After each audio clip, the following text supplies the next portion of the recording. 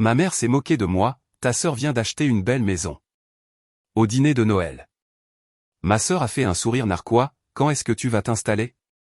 J'ai souri, c'est déjà fait. Je n'ai juste invité personne qui doute de moi. Son visage est devenu tout rouge alors que tout le monde se tournait pour regarder. Mon nom est Claire. J'ai 28 ans. Et ce Noël-là, ma famille a finalement découvert que je n'étais pas l'échec dont ils aimaient chuchoter. Au moment où ma mère a levé son verre et annoncé à toute la table que ma sœur venait d'acheter une magnifique maison, je savais déjà que ce dîner allait mal finir. La dinde fumait encore quand elle s'est penchée en arrière dans sa chaise, assez fort pour que tout le monde l'entende, et a dit « Ta sœur vient d'acheter une magnifique maison. Quand vas-tu enfin t'installer » Ma sœur n'a même pas essayé d'être subtile. Elle a souri par-dessus son vin et a ajouté « Oui, Claire, quand vas-tu grandir et reprendre ta vie en main ?» La pièce est devenue silencieuse, attendant que j'en rie, comme je le faisais toujours. Au lieu de cela, j'ai souri. Pas le sourire poli auquel ils étaient habitués, mais le genre de sourire calme que l'on donne quand on garde un secret que personne dans cette pièce ne mérite d'entendre. J'ai regardé ma mère et j'ai dit, je l'ai déjà fait. Je n'ai juste invité personne qui doute de moi. Son visage est devenu rouge si vite que c'en était presque drôle, et toutes les fourchettes se sont figées à mi-chemin de chaque bouche alors qu'ils me regardaient tous comme s'ils me voyaient pour la première fois. Si vous pensez que cette phrase est sortie de nulle part, ce n'est pas le cas. Elle était bâtie sur des années à être ignorée, rejetée, et comparée à un enfant chéri que je ne pourrais jamais égaler. Restez avec moi jusqu'à la fin, et je vous montrerai comment la fille invisible a acheté sa propre maison au comptant, a transformé le dîner de Noël en une mise au point, et a finalement pris ses distances avec une famille qui n'a jamais cru qu'elle était assez bien. Cette table de Noël n'était que l'acte final. L'histoire a vraiment commencé il y a des années, dans une banlieue tranquille en dehors de Chicago, dans une maison où ma mère, Linda, a décidé très tôt qui serait la star de la famille, et ce n'était jamais moi. Ma sœur aînée, Vanessa, a 4 ans de plus que moi. Elle était l'aînée, la jolie, l'artiste naturelle. S'il y avait une pièce, Vanessa savait y entrer comme si c'était une scène. Mon père, Robert, travaillait de longues heures comme ingénieur en structure, toujours coincé dans un projet, toujours sous pression. La majeure partie de l'éducation quotidienne revenait donc à ma mère. Et ma mère a fait comprendre de manière douloureuse que Vanessa était le personnage principal et que je n'étais que l'arrière-plan. Je me souviens encore de l'année où Vanessa a gagné un concours de danse local. Ma mère a mis le paquet. Elle a organisé une énorme fête dans notre salon avec un gâteau géant en forme de trophée, des ballons partout, et des proches entassés dans chaque recoin, prenant des photos de Vanessa comme si elle venait de gagner une médaille olympique. Ma tante Donna n'arrêtait pas de dire à quel point elle était fière. Notre cousine Mia, sa fille, se tenait à côté de moi et a chuchoté, c'est beaucoup pour un trophée en plastique. Mais ma mère était rayonnante. La même année, j'ai remporté la première place d'un concours d'écriture à l'échelle de l'État. Il n'y a eu ni fête, ni ballon, ni gâteau. Ma mère a jeté un coup d'œil au certificat pendant qu'elle cuisinait et a dit, c'est bien, Claire, mais regarde ce que Vanessa fait. Elle a brandi une photo de ma sœur dans son costume étincelant, comme si c'était la seule réussite qui comptait. Des moments comme ça ne se sont jamais arrêtés. Quand j'avais 10 ans, nous avions prévu un pique-nique familial que j'attendais avec impatience depuis des semaines. Le matin même, ma mère est entrée dans ma chambre et a dit, nous devons annuler. Vanessa a besoin d'une nouvelle robe pour le bal de promo et les soldes, c'est aujourd'hui.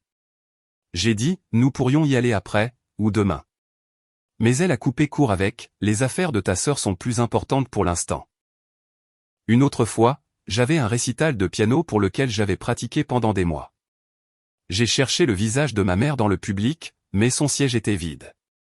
Plus tard, j'ai découvert qu'elle l'avait manqué parce que Vanessa avait un match de volley-ball. Et, selon elle, ta sœur a plus besoin de moi. Les gens comptent sur elle. Peu importe ce que je faisais. Ça passait toujours en second. J'étais l'enfant tranquille qui aimait les livres et les cahiers, celle qui s'asseyait dans un coin lors des fêtes de famille, tandis que tout le monde se pressait autour de Vanessa, lui posant des questions sur ses amis, ses loisirs, ses projets. Après chaque réunion, quand le bruit s'est enfin éteint, Mia me retrouvait.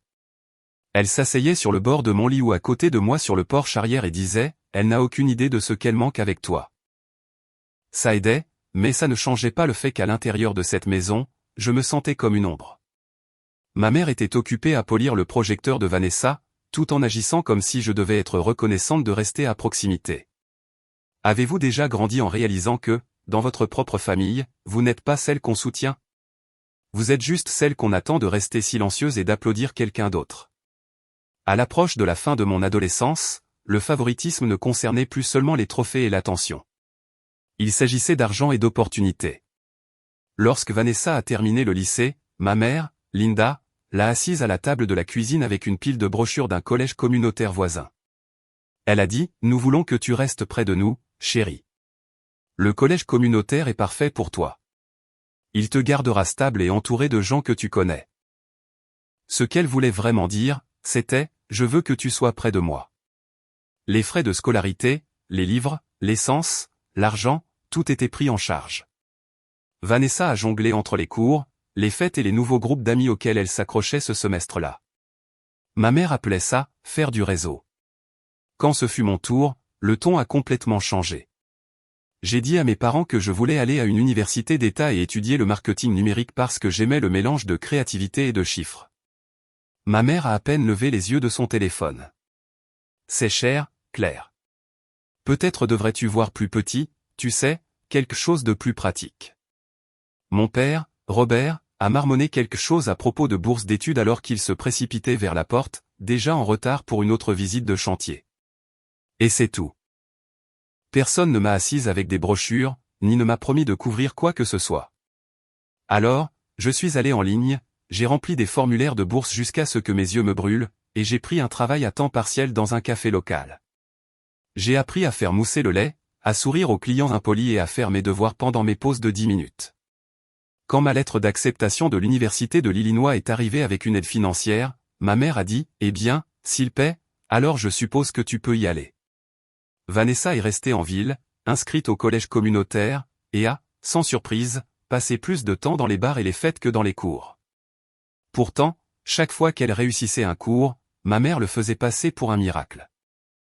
Quand Vanessa a finalement terminé son diplôme d'associée et a décroché un emploi de vendeuse dans un magasin de vêtements en ville, ma mère a réservé un grand dîner dans un bon restaurant italien du centre-ville. Elle a invité la famille élargie, commandé des apéritifs pour la table, porté un toast pour dire à quel point elle était fière de son aîné. Mia et moi avons trinqué avec nos verres de soda et échangé un regard. Quelques mois plus tard, j'ai obtenu mon diplôme universitaire avec mention. J'ai traversé la Seine, entendu mon nom, ressenti le poids de chaque nuit tardive et de chaque double service au café.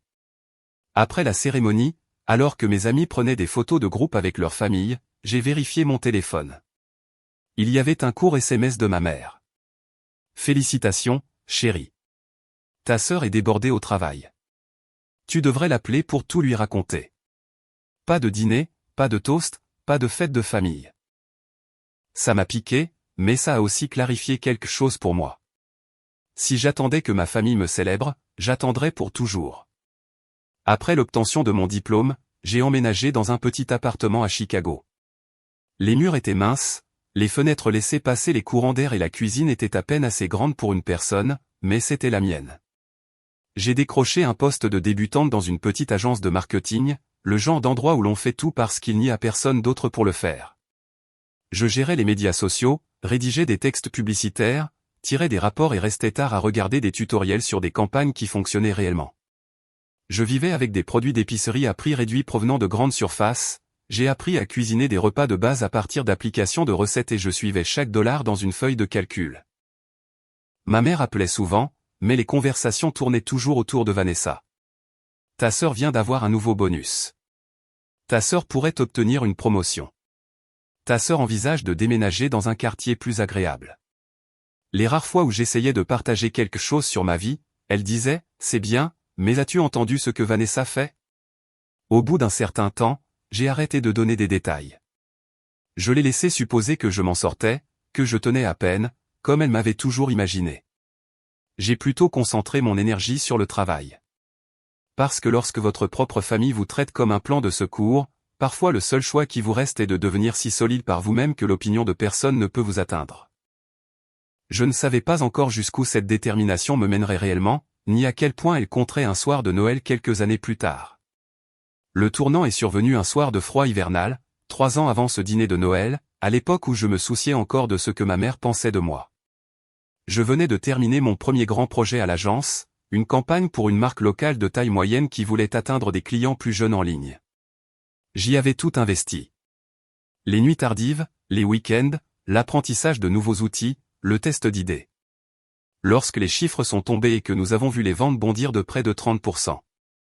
Mon patron a applaudi au milieu du bureau. Il m'a tiré dans une petite salle de conférence et a dit, « Claire, c'est le genre de travail qui fait monter les gens en grade. » Je suis rentré à la maison cette semaine-là avec le sentiment que peut-être, juste peut-être, je construisais enfin une vie qui comptait. Alors, quand ma mère a insisté pour que je rentre pour le dîner de fête, j'ai dit oui. Une partie de moi voulait lui montrer que je ne survivais pas simplement en ville. Peut-être espérais-je encore qu'elle serait enfin fière de moi.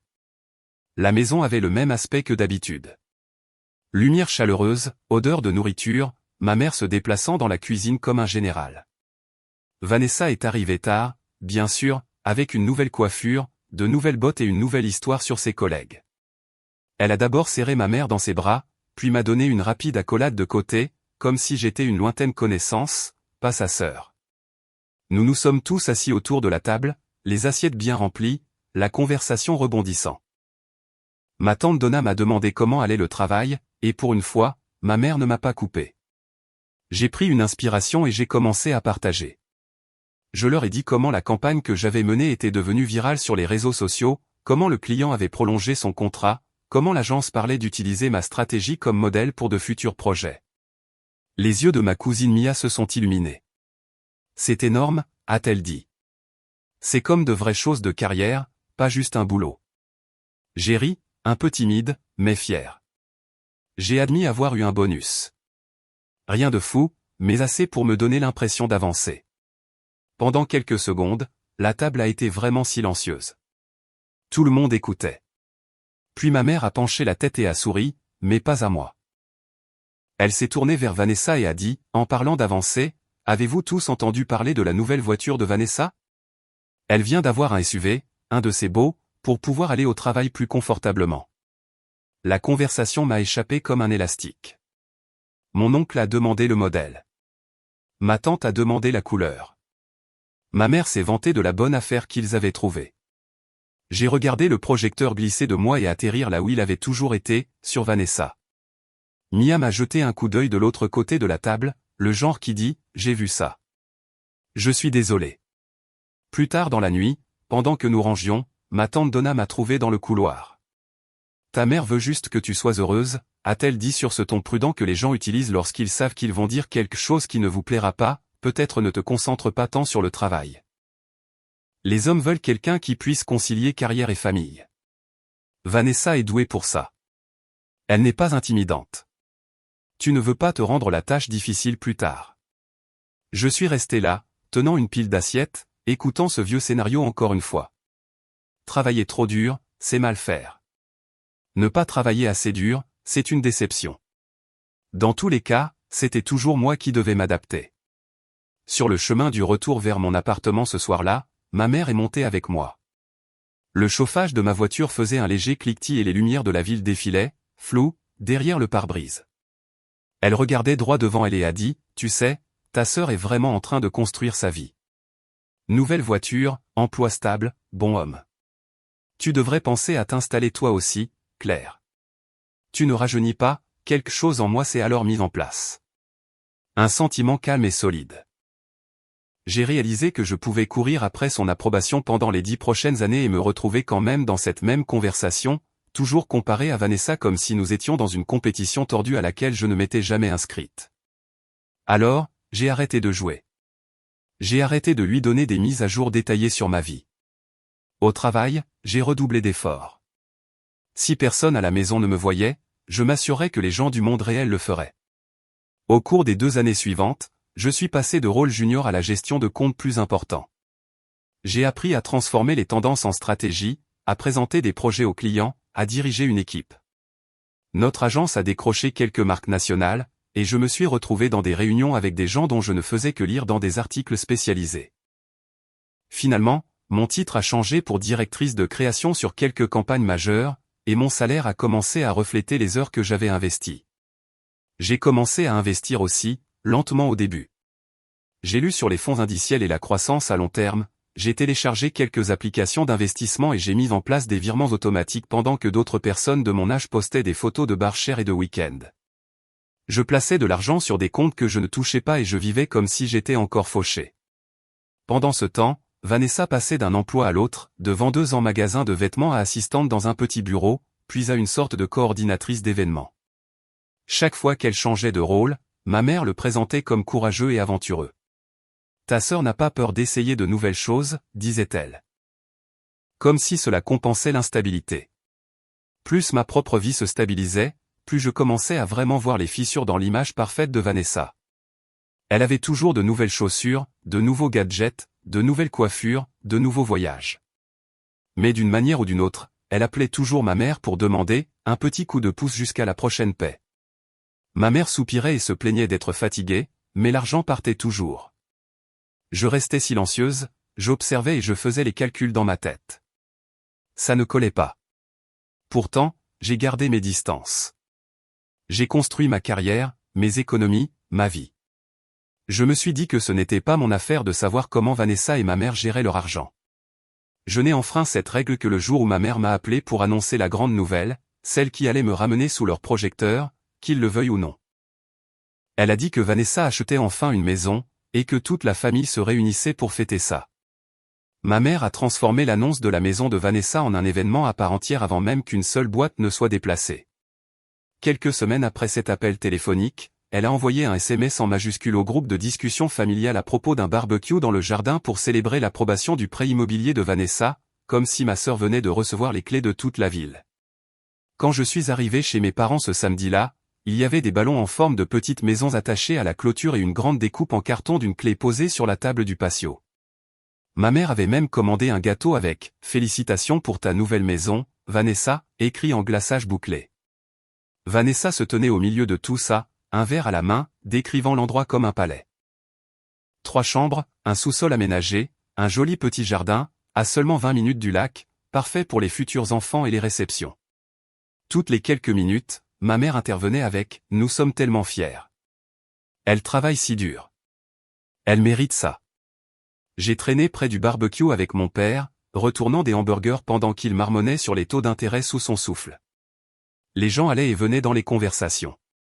Une tante m'a demandé si j'étais toujours dans ce petit appartement en ville, comme quelqu'un pourrait demander si vous conduisiez toujours la même vieille bagnole du lycée. J'ai dit « Oui ». Et elle a souri d'un air apitoyé et a dit « Eh bien, au moins, tu n'as pas encore de prêt immobilier.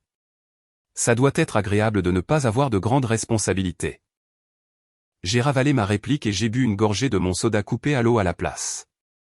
Plus tard, alors que la plupart de la famille était dehors à prendre des photos avec le gâteau, je suis allé dans la cuisine pour remplir le seau à glace.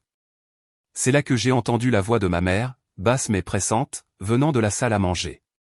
J'ai fait une pause près de l'embrasure de la porte et j'ai écouté. Vanessa était assise à table avec une épaisse enveloppe devant elle, des papiers étalés comme un éventail désordonné. Ma mère était assise en face d'elle, ses lunettes sur le nez, le front plissé. « Je ne sais pas comment tu vas faire pour tout ça », a dit ma mère. « Tu as 3 cartes de crédit presque au maximum, un paiement de voiture, et maintenant ce prêt immobilier. » Vanessa a soupiré dramatiquement. « Je sais, maman, mais si je n'achète pas maintenant, je n'y arriverai jamais. Tous les gens de mon âge achètent. Je ne peux pas être la seule à encore louer. Tu sais ce que ça fait ?» Ma mère s'est frotté les tempes. « Combien te manque-t-il pour les frais de clôture, encore ?» Vanessa a fait glisser l'un des papiers sur la table. « Environ 10 000 €, a-t-elle dit. Peut-être un peu plus s'il ne renonce pas aux frais. Je pensais que tu pourrais peut-être puiser dans tes économies ou le compte de retraite, encore une fois. Juste cette fois. Juste jusqu'à ce que j'obtienne ma promotion. Juste cette fois. » La même phrase que je l'avais entendue utiliser à propos des prolongations pour les devoirs, le loyer, les factures de téléphone, les amendes de stationnement, toujours, juste cette fois. Ma mère a hésité, puis a dit, « Je vais voir ce que je peux bouger. Peut-être que je peux en mettre une partie sur ma carte pour l'instant, juste jusqu'à ce que tu sois installé. » Mon estomac s'est noué. J'ai pensé à la nuit où j'ai demandé à ma mère quelques centaines de dollars pour couvrir un dépôt de garantie pour mon premier appartement, et elle m'a dit qu'il était important que j'apprenne à me débrouiller seul. J'ai pensé à chaque quart de travail supplémentaire que j'avais pris. Chaque week-end, j'avais évité de sortir pour pouvoir construire les économies qu'elle attendait si nonchalamment pour Vanessa. J'ai reculé avant qu'il ne me voie, le cœur battant un peu trop vite. Quelques minutes plus tard, je suis entré dans la salle à manger comme si je venais d'arriver, et elles ont toutes les deux affiché des sourires comme si rien ne s'était passé. Ma mère a glissé les papiers dans l'enveloppe. Vanessa l'a rangé dans son sac, et le spectacle est retourné dehors, sur le patio, où le gâteau et les appareils photo attendaient. Ce soir-là, en rentrant dans mon petit appartement, j'ai ouvert mon ordinateur portable et j'ai vraiment regardé mes chiffres. J'ai sorti mes comptes, mes applications d'investissement, mes économies. Des années de travail, d'épargne et d'investissement silencieux avaient accumulé plus que ce que je m'étais permis de reconnaître. Pendant que ma mère mettait de l'argent dans les apparences de Vanessa, je mettais le mien dans mon avenir. Pour la première fois, l'idée que je pouvais réellement acheter un endroit ne semblait plus être un fantasme. Cela ressemblait à des mathématiques. En quelques semaines, je rencontrais un agent immobilier à la lisière d'une petite communauté lacustre en dehors de la ville, visitant un bungalow avec de grandes fenêtres, un large porche et une vue sur l'eau qui me serrait la poitrine de la meilleure des manières. 3 chambres, une cuisine ouverte, un petit bureau à l'arrière qui donnait directement sur le lac. Pas de mur mitoyen, pas de voisins du dessus qui piétinent à minuit. Le prix me faisait transpirer les paumes. Mais lorsque je me suis assise avec un conseiller financier et que nous avons tout examiné ligne par ligne, il a dit quelque chose qui m'est resté en tête.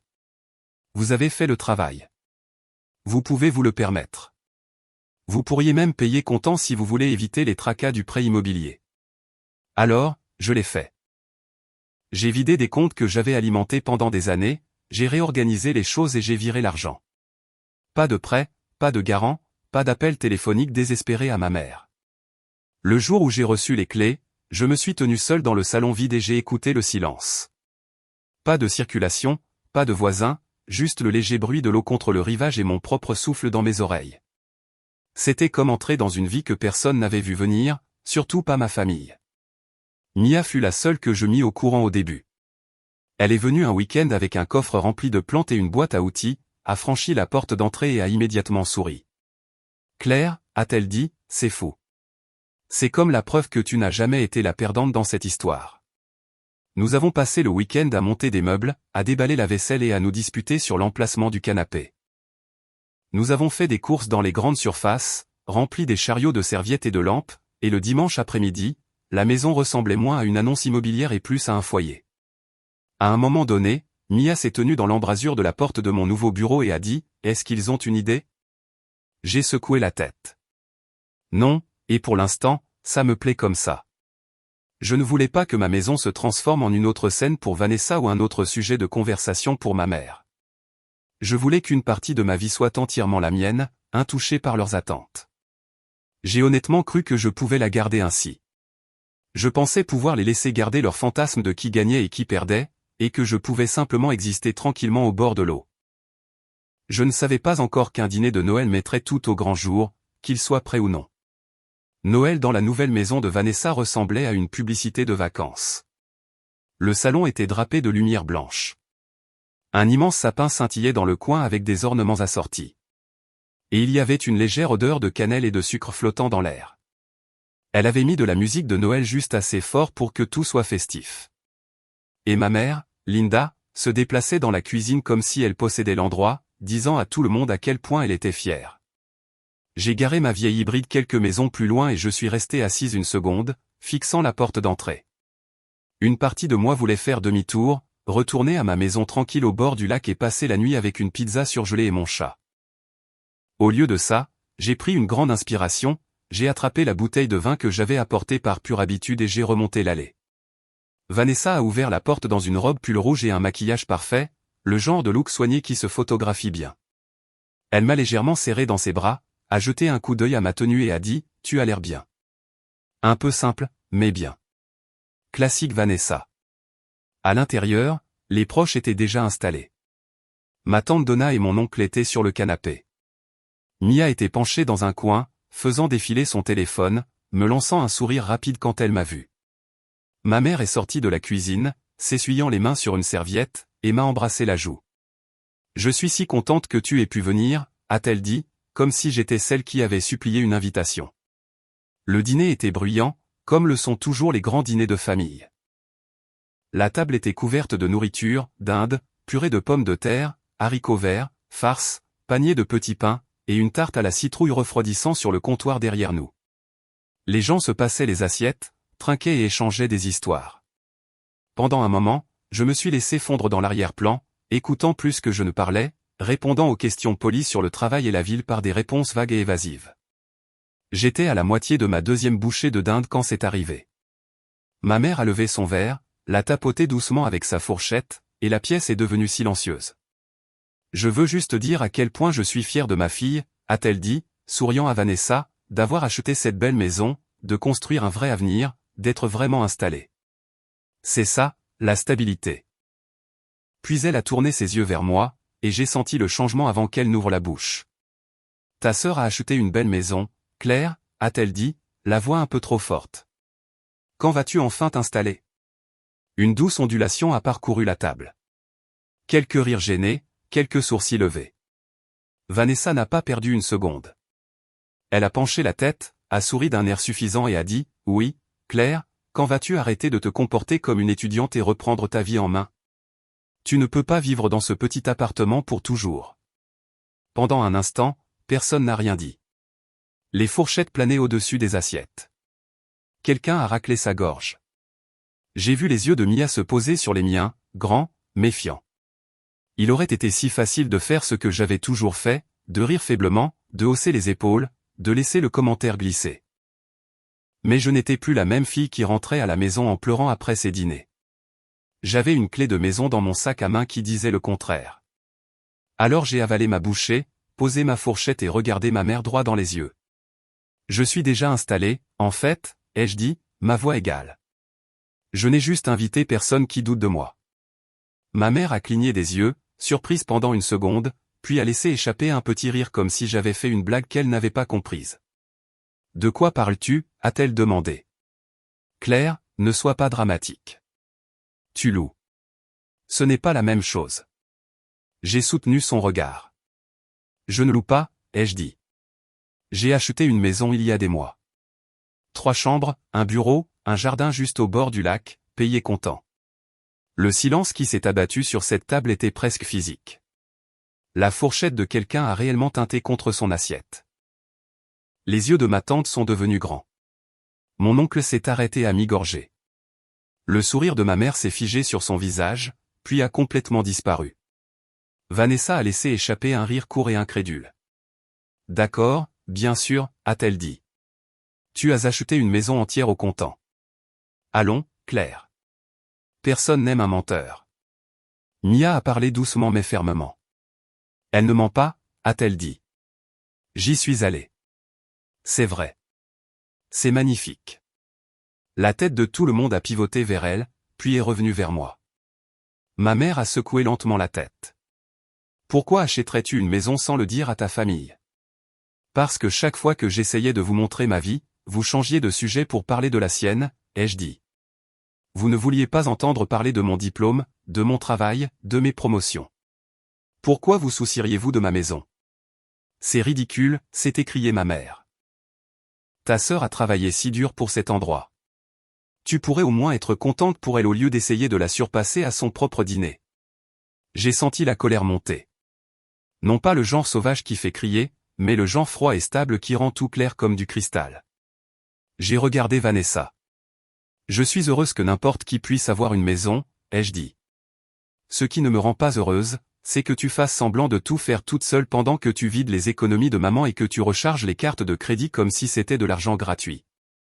Le visage de Vanessa est devenu dur.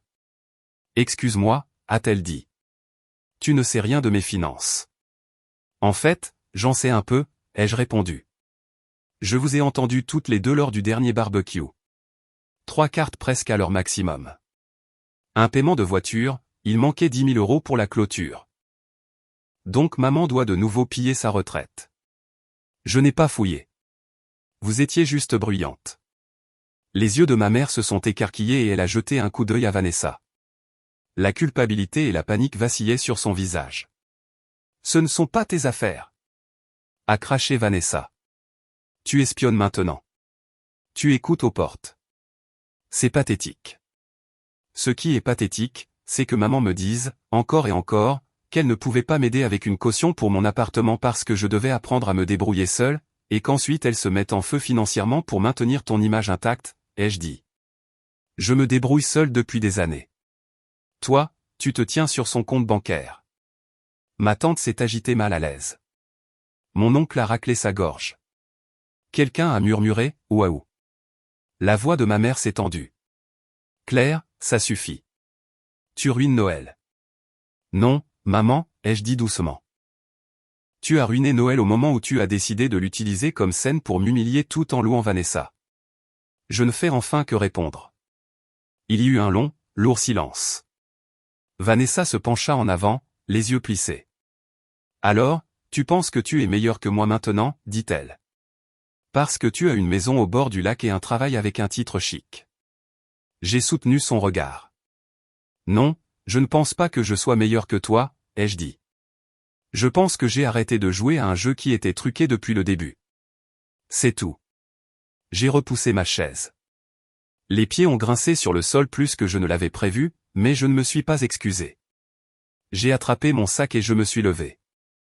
Où vas-tu, a exigé ma mère. Nous n'avons pas fini de parler de ça. Je crois que si, ai-je dit. Tu as clairement montré il y a longtemps de quel côté tu étais ce soir. J'ai juste clairement montré que je suis enfin de mon propre côté.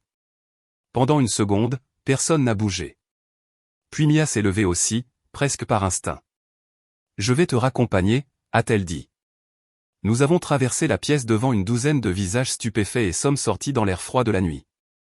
Alors que la porte se refermait derrière nous, le bruit de la maison étouffé, mon cœur a enfin ralenti. Je pouvais sentir le choc que j'avais laissé dans cette salle à manger, les fissures qui venaient de se former dans l'histoire que ma famille se racontait depuis des années. Et alors que je descendais l'allée vers ma voiture, les clés à la main, une pensée s'est installée dans ma poitrine comme quelque chose de solide et de permanent. Pour la première fois de ma vie, je n'avais pas seulement survécu à une fête de famille. Je l'avais changé. 3 semaines après ce dîner de Noël, le groupe de discussion était encore plus silencieux que jamais. Plus de messages en majuscules de ma mère à propos des magnifiques nouveaux rideaux de Vanessa ou à quel point son quartier était parfait. Au lieu de cela, il y avait de longs silences, des mèmes aléatoires transférés par des proches essayant de faire semblant que rien ne s'était passé, et la question maladroite occasionnelle de quelqu'un demandant si j'allais bien.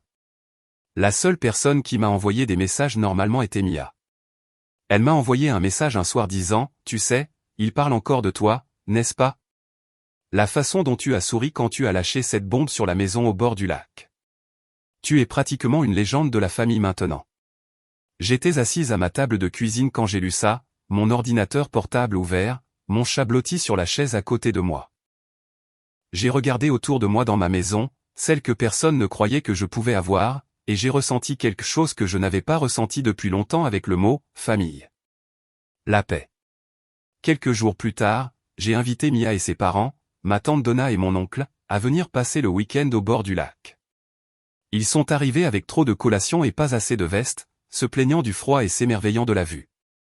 Nous avons cuisiné ensemble, nous nous sommes promenés au bord de l'eau, nous avons joué à des jeux de société à ma table à manger. À un moment donné, Donna s'est tenue près de la fenêtre, regardant le lac, et a dit doucement « Je suis désolée, Claire. J'aurais dû parler plus tôt. » J'ai haussé les épaules, non par manque de respect, mais parce que j'étais fatigué de porter les regrets des autres. Vous le voyez maintenant, ai-je dit. C'est ça qui compte. Alors que l'hiver laissait place au printemps, des nouvelles de Vanessa et de ma mère me parvenaient par bribes, principalement par Mia. Les soldes de cartes de crédit que Vanessa jonglait ont finalement dépassé le point de non-retour. La promotion sur laquelle elle comptait n'a pas eu lieu. Ses performances au travail ont chuté sous le poids des paiements manqués, des appels de recouvrement, du stress constant. Quelques mois après Noël, son entreprise a procédé à des licenciements et elle a été l'une des premières à partir. Sans ce salaire stable, la maison qui avait été la fierté de ma mère est devenue un fardeau. Ils ont essayé de maintenir l'hypothèque pendant un certain temps, mais les chiffres ne fonctionnaient tout simplement pas. Finalement, Vanessa a mis la maison sur le marché. La maison de rêve qui lui avait valu une standing ovation dans le jardin a été vendue pour rembourser une partie de la dette qu'elle avait accumulée en essayant d'avoir l'air prospère. Ma mère, Linda, m'a appelé encore et encore une fois que les choses ont commencé à s'effondrer. Au début, les messages vocaux étaient en colère. Comment as-tu pu embarrasser ta sœur comme ça? Puis ils se sont transformés en supplications. Nous sommes toujours une famille. Ta sœur a besoin d'aide. Tu as de l'argent maintenant. Tu pourrais lui prêter un peu, juste le temps qu'elle se remette sur pied. Et enfoui dans tout cela, il y avait enfin quelques mots que je pensais ne jamais entendre. Je suis désolé. Je n'avais pas réalisé à quel point je t'avais blessé. Je les ai écoutés. Chacun d'eux, assis sur mon porche avec le lac devant moi. Et j'ai réalisé quelque chose d'important. Des excuses n'effacent pas les années passées à se rabaisser pour s'adapter à l'histoire de quelqu'un d'autre. Elles ne vous obligent pas à revenir dans un rôle qui vous a presque brisé. Alors je l'ai appelé une dernière fois. Je lui ai dit, « Maman, je suis contente que tu commences à voir ce qui s'est passé. Je le suis vraiment, mais j'ai passé toute ma vie à être celle que tu ignorais, celle que tu attendais qu'elle se sacrifie pour que quelqu'un d'autre puisse briller. Je ne fais plus ça. Je ne vais pas résoudre des problèmes créés par des choix que je n'ai pas faits. Je t'aime, mais j'en ai fini. » Puis j'ai établi des limites que je n'aurais jamais cru avoir le courage de fixer. Moins d'appels, plus de conversations financières, plus de culpabilisation à propos de Vanessa. Lorsque ces lignes ont été ignorées, j'ai fait ce que je devais faire. J'ai bloqué des numéros. J'ai mis des discussions en sourdine. J'ai choisi ma propre paix plutôt que leur version de la loyauté. J'ai déversé cette énergie dans mon travail, mes amitiés, et quelque chose de nouveau. J'ai commencé à faire du bénévolat dans un centre pour femmes locales, aidant les femmes qui se sentaient piégées par les attentes familiales ou la dépendance financière à trouver de petits moyens pratiques de construire leur liberté, des budgets, des CV, des compétences de base en marketing pour des activités secondaires. Assise en face d'elles, écoutant leurs histoires, j'ai reconnu des fragments de la mienne. La fille ignorée, la responsable, celle que tout le monde suppose qu'elle va bien. Alors personne ne demande jamais si elle va vraiment bien. S'il y a une leçon à tirer de ce qui m'est arrivé, c'est celle-ci. Être l'enfant invisible ne signifie pas que vous êtes impuissant. Parfois, cela signifie que vous êtes celui qui construit tranquillement une vie assez forte pour s'éloigner. Les parents peuvent avoir des favoris. Les frères et sœurs peuvent accaparer toute l'attention. Mais au final, la seule personne qui vit réellement les conséquences de vos choix, c'est vous. Vous avez le droit de fixer des limites. Vous avez le droit de dire non, même à votre famille. Vous avez le droit de construire quelque chose qu'ils n'ont jamais vu venir et de le protéger des personnes qui ont douté de vous. Si vous avez grandi en vous sentant comme un personnage secondaire dans votre propre maison, j'espère que mon histoire vous rappellera que vous n'avez pas à rester là. Vous pouvez vous choisir vous-même, même si cela met d'autres personnes mal à l'aise. Et si vous avez déjà eu le cœur brisé en vous éloignant d'une famille qui ne voyait pas votre valeur, vous n'êtes pas seul.